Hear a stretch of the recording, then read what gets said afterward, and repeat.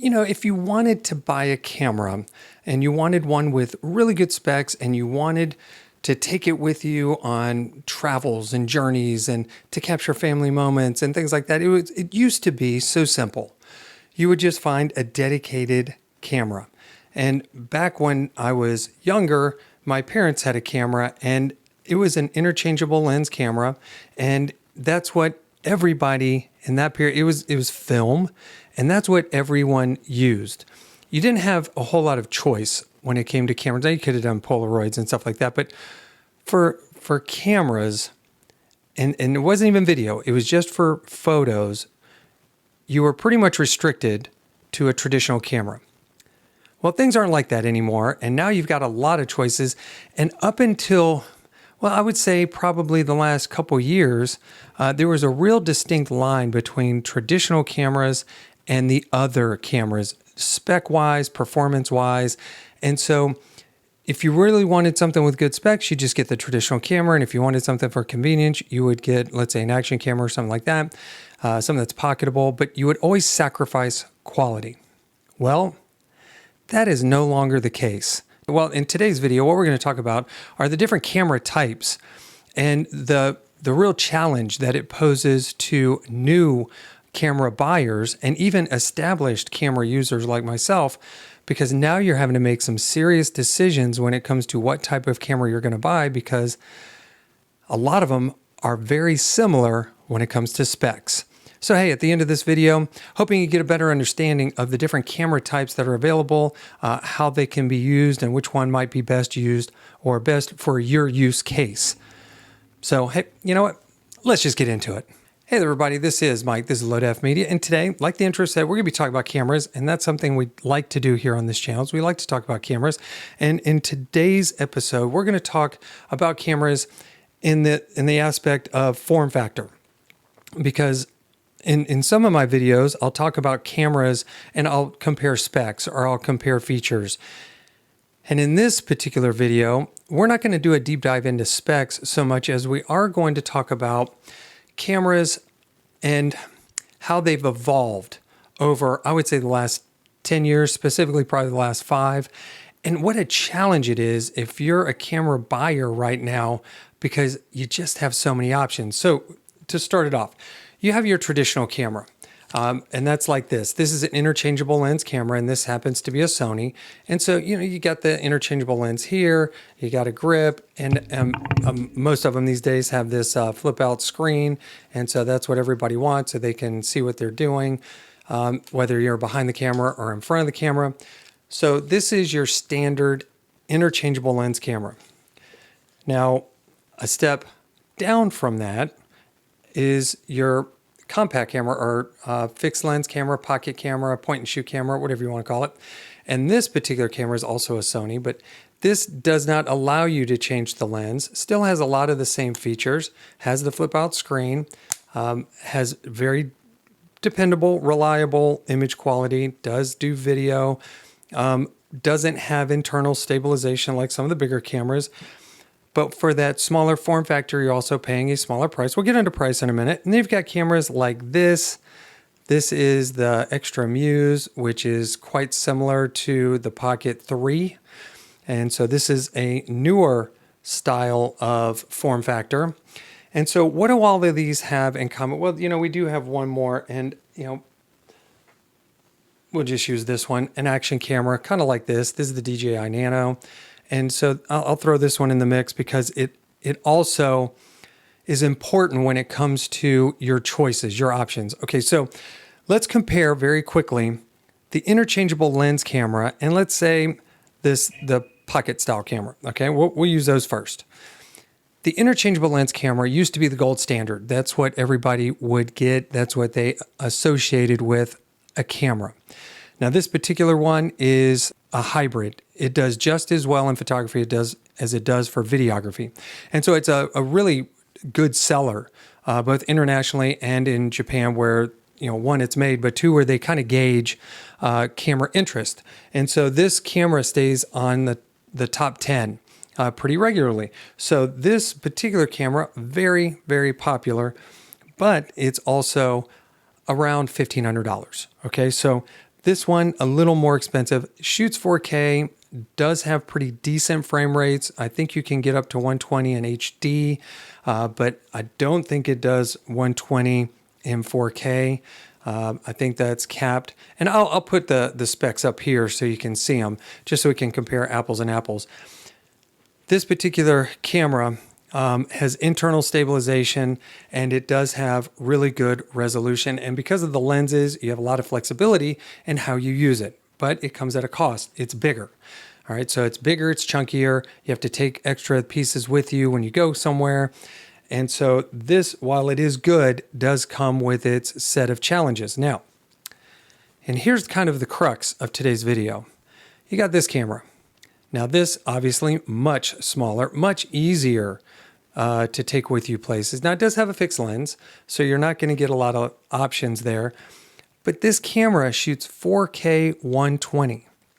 4K 120 out of this. And so it provides very, very good video quality. I wouldn't say it's better than the Sony, but it's comparable. You could probably put the two together and people would have a hard time distinguishing one from the other. Now the difference, this camera right now under $400. The new one, the Pocket 4, now that's a little pricier and it does come with some advantages, but still much less expensive than the Sony. So now as a new camera buyer, you've got to think, okay, well, which one do I want to use? Which is going to be easier to take with me? Which is easier to use? When you look at just the convenience, very convenient, very easy to use, right? So that's a challenge. Now throw into the mix, you've got a point and shoot. Again, very dependable. Right now, the Canon G7X Mark III is the #1 seller in Japan. And they've got a couple different versions of it in the top 10. Right now, it is experiencing a resurgence.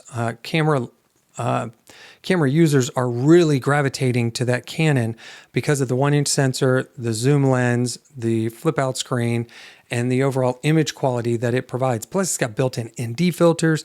So it's a very good camera, and it's small, and that's what a lot of camera users today are wanting. They want something that's a little easier to carry with them, and they don't have to worry about lenses, right? Now, this one doesn't have a zoom lens, but because it's got the 1-inch sensor, if you take a photo and you're not especially close, you can do some cropping without losing a lot of resolution, but you can't really go heavy into it. But that does bring up another camera type, the action camera. Now, not this particular one. Now, this one does shoot 4K 120. This has a 10-bit color, which is just like the Sony. The Sony is 10-bit. And this one, again, much less expensive than the Sony. And so this is even more pocketable. And again, fixed lens, so you're not going to get a lot of options there, but you can do some cropping. But look how small that is in the price. And so now it's getting much harder to determine which camera type you want to get. And in this action camera market or genre, you also have the Ace Pro, which can shoot up to 30 megapixels when it comes to its still images. And so a lot of content creators are using that as a street photography, kind of like run and gun kind of camera. They put a special grip on it so they can get the shutter button up top, and it functions just like a normal camera. And they really, really enjoy it. Small form factor, very inexpensive price point. So the whole theme of today's video is to highlight the fact that it's becoming very gray between the cameras other than their form factor. Now, if you look at the Pocket series, that particular camera sold over 10 million units. 10 million. Now, that's way more than one, they anticipated, but two, it's way more than any other style camera. And now you got the Ace Pro that's selling great. But in the pipeline, you've got cameras like Insta360's Luna and Luna, I think it's the Ultra. And you've got the Pocket 4 Pro, which is coming out, which has not only one single lens, but it also has a telephoto lens or a zoom lens. So they come with two lenses. So now you're getting some of the functionality that you would get out of an interchangeable lens camera. And then you've got GoPro, which has got their Mission series, and they're actually attaching different lenses to it. They're giving you the option to put micro four thirds lenses on there. So you're getting all of the benefits of an action camera with the higher frame rates and the sensors and everything, but you're able to change the lenses now to accommodate what it is you're trying to accomplish. So again, it's getting to the point now where these smaller action cameras are innovating more than the traditional interchangeable lens cameras that we've grown accustomed to associating with cameras, with photography, with videos.